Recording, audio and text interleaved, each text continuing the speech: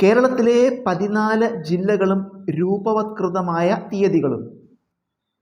തിരുവനന്തപുരം, കൊല്ലം, കോട്ടയം, തൃശ്ശൂർ എന്നീ ജില്ലകൾ രൂപവത്കരിക്കപ്പെട്ടത് 1949 ജൂലൈ 1-നാണ്.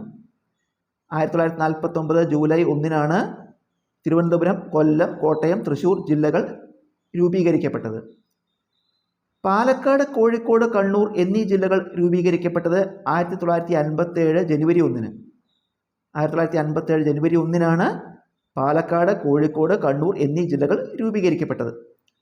ആലപ്പുഴ ജില്ല രൂപീകരിക്കപ്പെട്ട് 1957 ഓഗസ്റ്റ് 17-ന്. 1957 ഓഗസ്റ്റ് 17-നാണ് ആലപ്പുഴ ജില്ല രൂപീകരിക്കപ്പെട്ടത്.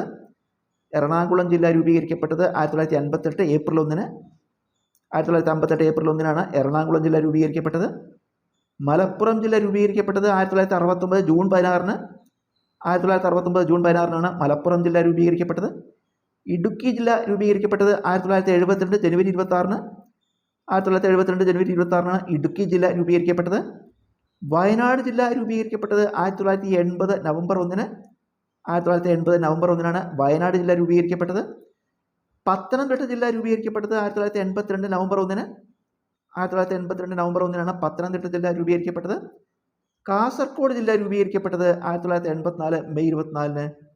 1984 മെയ് 24-നാണ് കാസർഗോഡ് ജില്ല രൂപീകരിക്കപ്പെട്ടത്.